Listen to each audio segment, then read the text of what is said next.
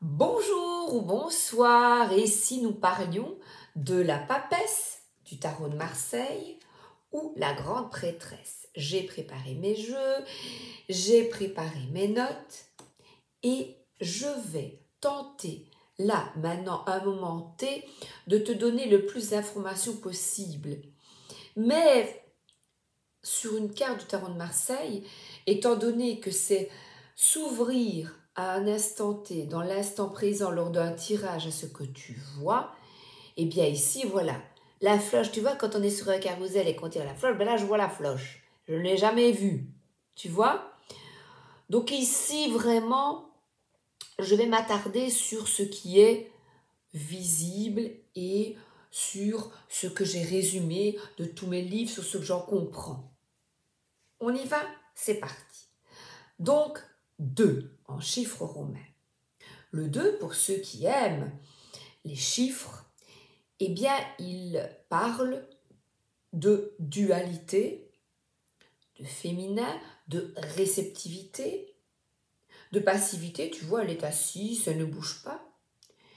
Et surtout, de relation entre le conscient, tu vois, il y a un livre, c'est concret, et l'inconscient, la lumière. On va commencer par un petit peu d'histoire. L'histoire de Jeanne la Papesse, qui a accédé au trône de Saint-Pierre en étant élue pape d'Avignon. Première signification de cette carte, comment a-t-elle fait? Elle a caché son sexe. Donc, c'est une carte de secret, de cachotterie. Pour bien montrer l'explication du 2, effectivement, elle est passive, elle est assise, elle a un livre sur ses genoux. Donc, c'est une carte passive. C'est vrai. De réceptivité. Alors, la papesse, comme elle a un livre sur ses genoux, c'est donc, elle symbolise un étudiant qui doit apprendre, nous qui apprenons le tarot, tu vois. Et quand on apprend, quel que soit l'apprentissage, on apprend quelque chose qu'on ne sait pas, sinon on n'apprendrait pas. Hein, ouais. Donc ici, c'est que tu as la volonté de connaître, de faire grandir tes connaissances, tu as envie de savoir, tu as envie de, par l'expérience, apprendre un métier passe par des études, par quel que soit le métier. Une coiffeuse, eh bien, elle apprend la texture du cheveu. Donc ici, c'est vraiment une carte aussi d'apprentissage. Cette papesse est assimilée à la Vierge Marie, Immaculée Conception, vouée à porter Dieu en son sein. C'est Jorodowski qui en parle et regarde, voilà la Vierge Marie ici, qui regarde ce qu'il y a. Il y a la lune qui est là, ici, sous son pied. Comme ça, tu penseras à ma Vierge, voilà, avec des petits angelots autour d'elle. Donc ici, et regarde, on dirait que elle a, c'est une aile d'ange, et bien, justement, l'ange, c'est ce qui est inconscient, c'est qu'on ne voit pas, c'est ce qui est caché, qui est représenté ici par un voile avec des grenades. Mais je vais continuer là avec ma papesse. Donc le livre, elle ne le regarde pas. S'en fout. Ouais, non, ouais. Donc, une autre signification, eh bien, elle ne regarde pas, mais en plus, on ne peut pas lire par-dessus, on ne peut même pas tricher, on ne peut pas lire par-dessus son épaule. Il y a un voile. Donc, ce sont des connaissances que l'on doit apprendre et surtout expérimenter. Parce que cette bonne femme, eh bien, souvent elle est présentée âgée. Une grand-mère, une maman, c'est quelqu'un qui a expérimenté, qui connaît des choses. Il y a savoir qu'elle ne regarde même plus. Elle a vécu, tu sais, tu lis des fois des histoires et tu lis des histoires de vie dans un magazine, tu vois, ouais, il lui est arrivé ça, ça, ça. Et tu ne vas pas tout expérimenter, mais tu vas expérimenter certains faits, il y a des expériences qui seront douloureuses ou non. Et c'est une de ses particularités, c'est d'avoir vécu. Il n'y a pas que de l'apprentissage, il y a aussi vivre. j'ai oublié de te parler de Marie, mais aussi, c'est plutôt sur cette carte, la déesse Isis. Donc, une source de magique de toute fécondité, dit Jorodowski toujours, et toute transformation. Donc, déesse Isis et Marie. Alors, son attitude, ben, regarde, là aussi, calme, posée, elle réfléchit à ses lectures, sa bouche est fermée, il y a même sur son menton, on dirait qu'elle est muselée, tu vois, qu'on l'a cousue, et il y a même comme une croix, tais-toi. Un secret à garder.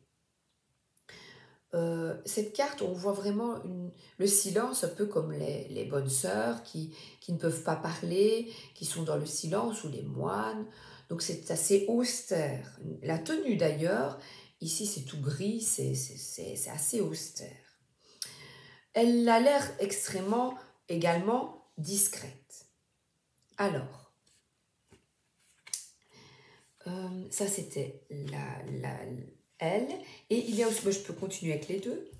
Et elle représente aussi la lune, donc, que l'on voit ici, les rêves. Dernièrement, justement, j'ai fait un rêve. Et ce rêve, c'est mon inconscient de ce qui s'est passé la journée, ou plus, j'ai déjà lu quelques livres sur l'interprétation des rêves. Eh bien, qu'ai-je à comprendre? De quoi je dois prendre conscience? Donc les rêves, là, elle peut parler également de rêves, c'est inconscient que l'on met en lumière. Alors, la papesse, elle invite à lire, écrire. Voilà, sur mes rêves, j'ai même pris un oracle de l'autre côté pour essayer de comprendre, et c'est dans la bibliothèque à côté. Elle s'informe, elle apprend. Mais est-ce possible de tout comprendre seul? Parfois, une psychanalyse, un psychologue, quelqu'un peut t'aider. Qui sera cette papesse qui va t'aider peut-être à analyser tes rêves, à mieux te comprendre? Donc, la papesse, elle parle d'introspection, d'écouter son intuition, ses ressentis, et aussi, par cette lumière, ressentir le sacré.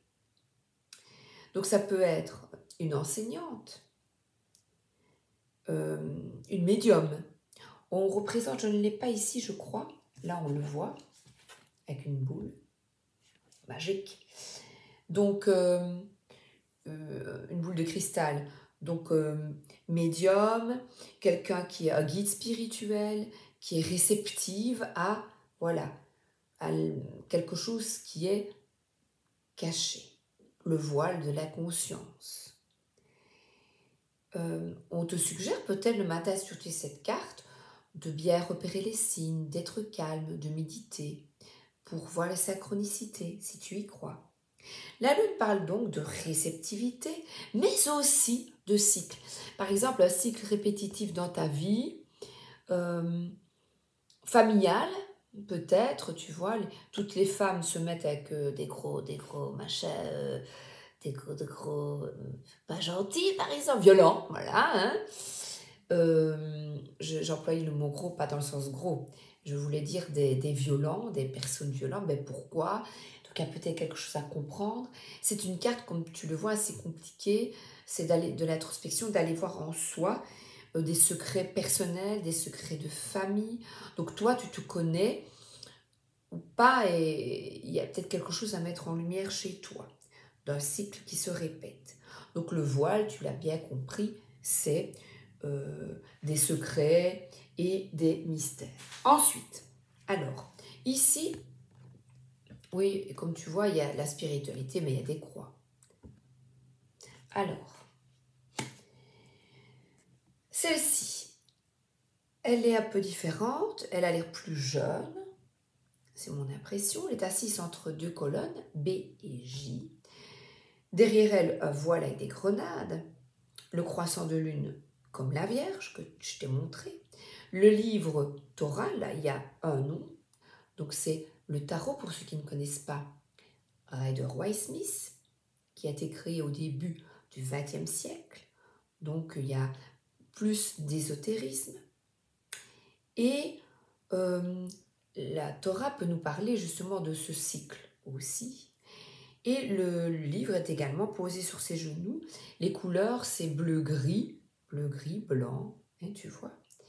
Donc on parle, je trouve que ces couleurs parlent de réceptivité, de sagesse. Il y a beaucoup quand même de calme, de douceur.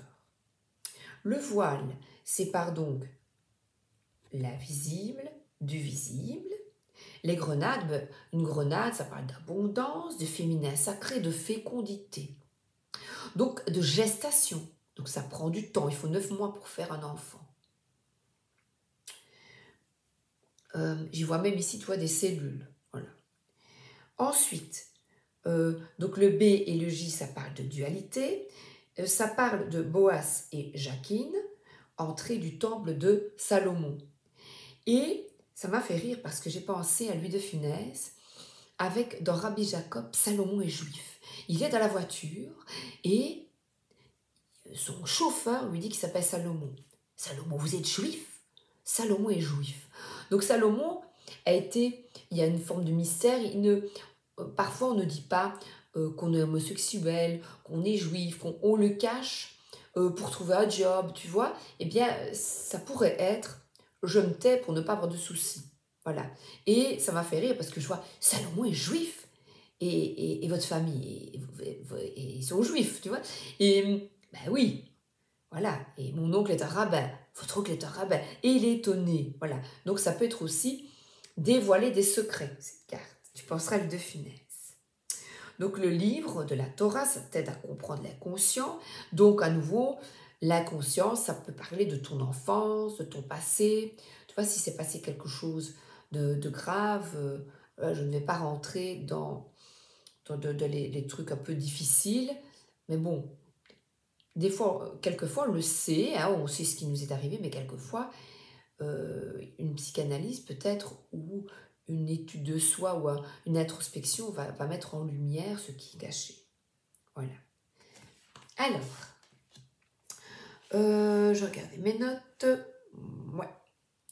Alors, qu'est-ce que j'ai encore à dire sur ces deux cartes? Rien. Ici, non, rien.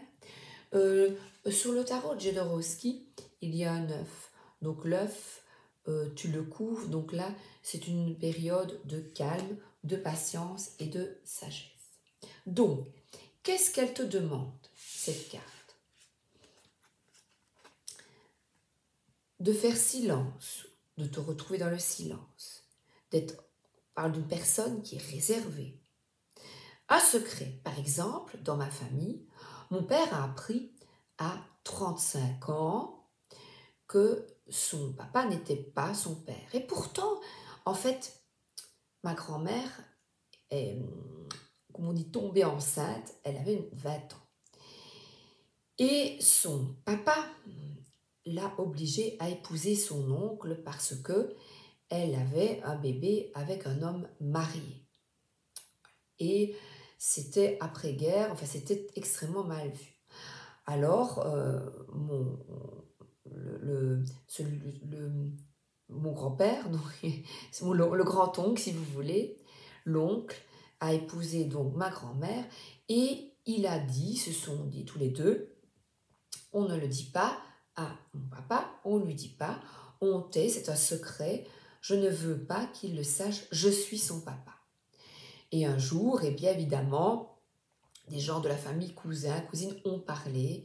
Mais mon père, au fond, le savait. Il avait vu, quand il avait dû s'inscrire pour son boulot, il avait vu le livret de mariage. Il dit, tiens, pourquoi est-ce qu'elle a épousé son oncle? Elle l'a épousé avant ma naissance. Donc, vous voyez, c'est inconscient. Il le savait au fond de lui. Tiens, pourquoi est-ce qu'on porte le même nom? Pourquoi je m'appelle tac, tac, tac, tac, les deux mêmes noms? C'était bizarre. Donc, il le savait. Au fond de lui, l'enfant le sait. Tu vois, voilà, je te parle d'un secret de famille. Et ça perturbait quand même, parce que le papa était quand même... ça a été terrible pour lui. Il adorait son papa, il adorait. Et qu'est-ce qu'il a fait? Il a cherché le secret. Eh bien, il a cherché son arbre généalogique. Tu vois, ça aussi, ça pourrait parler de généalogie. Voilà, il a... Mais l'arbre généalogique avec l'oncle, pas... Mais quand même, il a fait des recherches, il a retrouvé une demi-sœur, voilà. Alors, donc cette carte, elle te demande de la patience, de l'attente.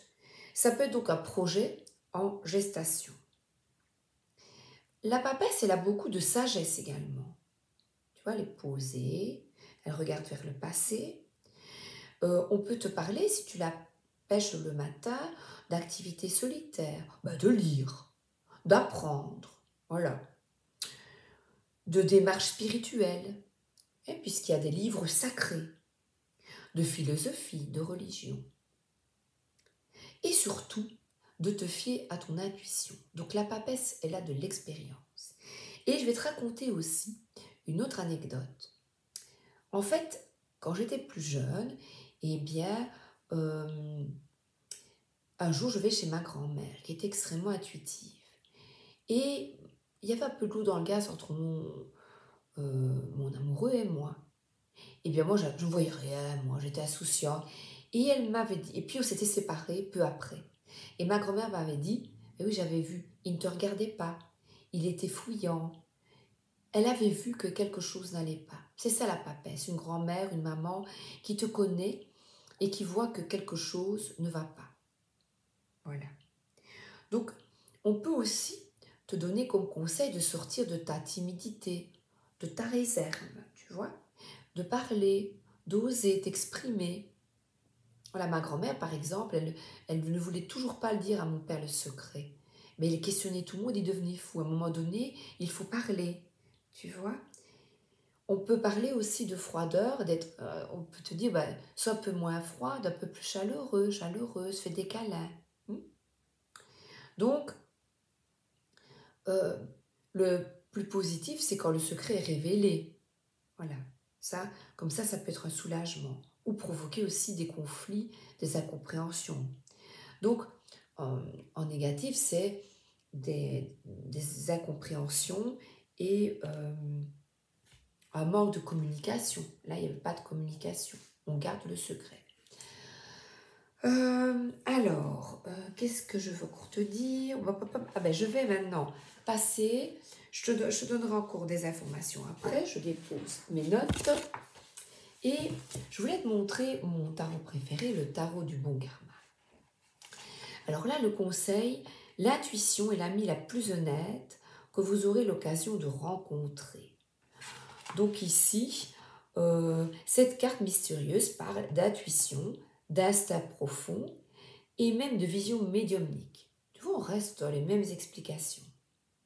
La grande prêtresse est liée à la conscience et aux idées, aux éclairages précieux qui viennent de votre propre subconscient et de votre voix intérieure.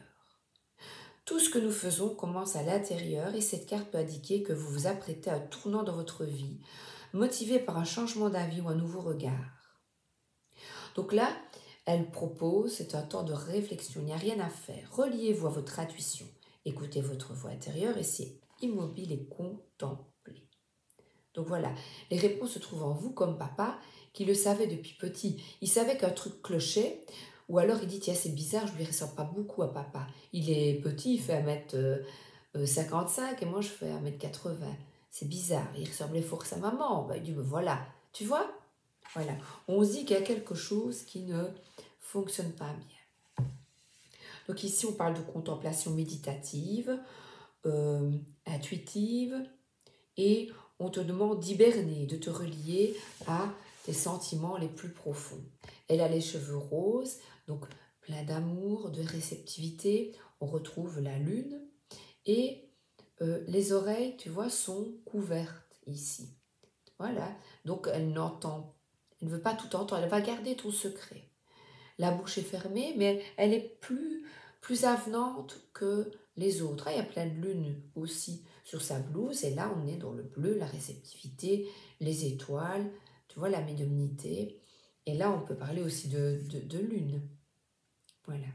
Il y a même des grands anneaux un petit peu voir ce que les autres ne voient pas. Et là, il y a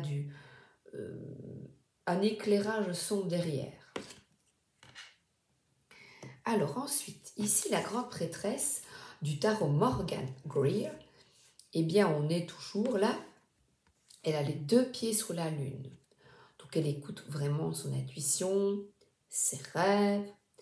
Et sage et mystérieuse, elle fait preuve d'une intuition et d'une vive perspicacité remarquable. Son intelligence pourrait s'appliquer aux sciences.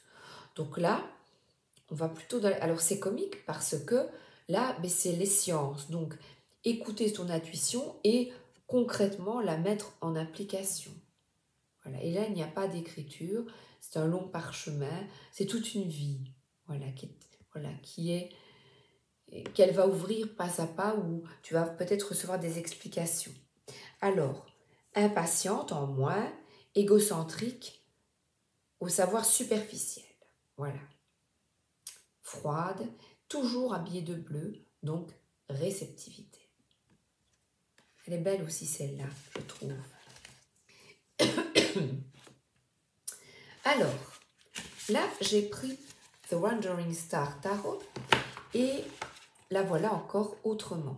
J'aime bien avec le crâne, le serpent, une mutation, un changement de peau. Et alors, on a secret, rêve, sagesse, voix intérieure et monde spirituel. Regarde comme elle est magnifique. L'œil avec lequel je vois Dieu est le même avec lequel Dieu me voit. Maître et carte. Elle est la gardienne des secrets, l'interprète des rêves, voilà. Régie par la lune et parfois surnommée la maîtresse du subconscient, elle vous demande d'être profondément en phase avec votre intuition. Elle suggère que les incidents psychiques que vous expérimentez relèvent plus de l'inattendu que de la coïncidence. Elle vous invite à plonger en vous et à approfondir votre relation avec votre moi supérieur. Elle vous invite de chercher un mentor pour travailler vos dons magiques.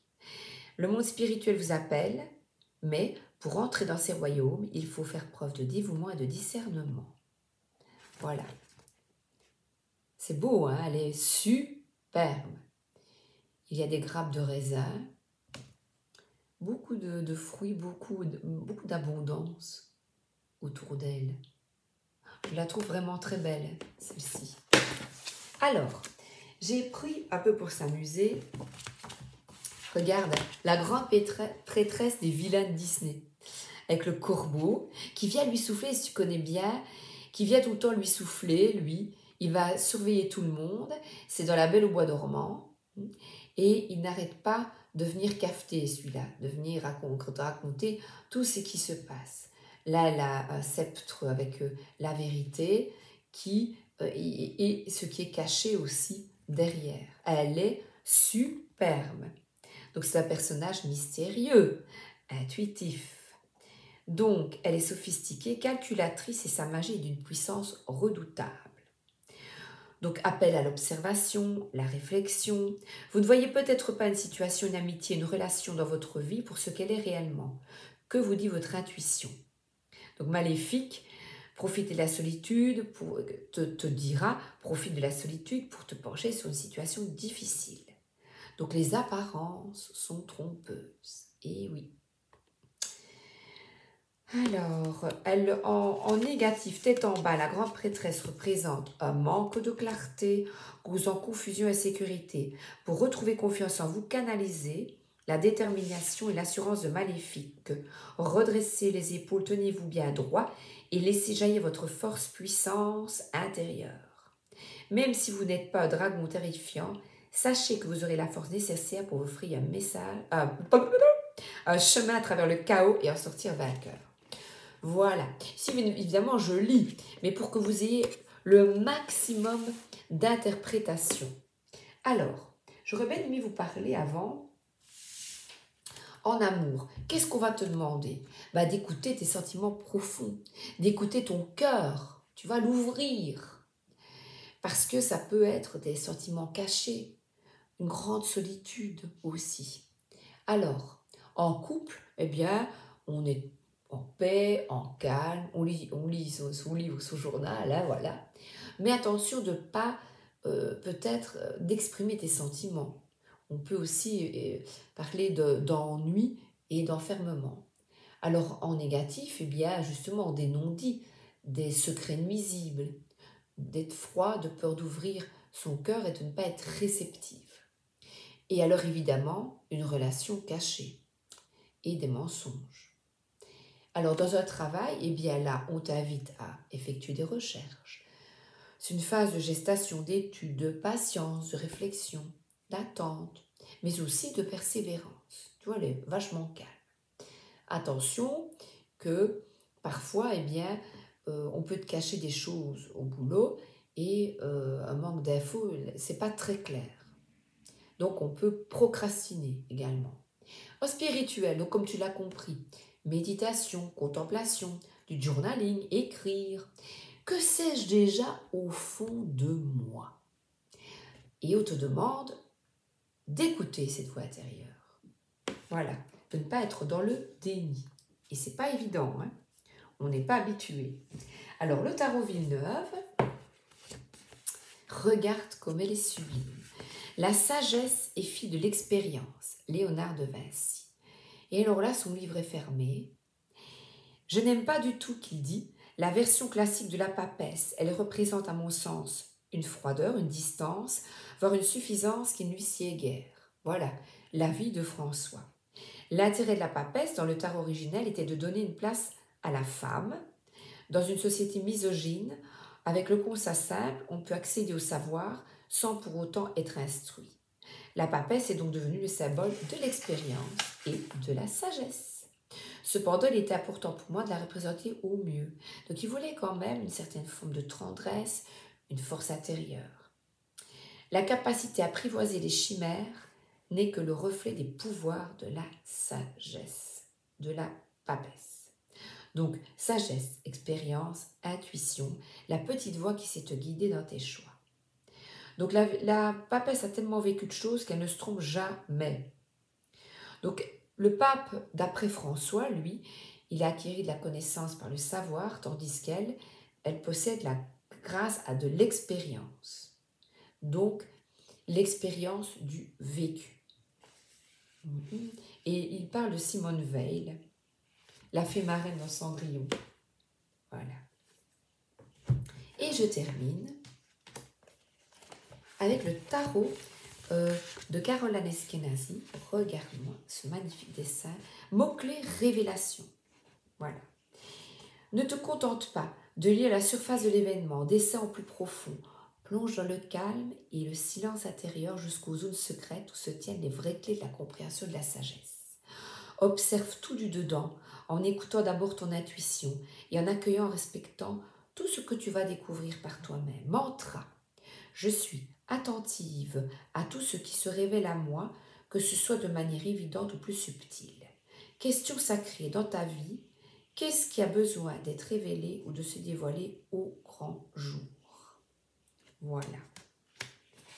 Donc, seule la vérité doit prévaloir.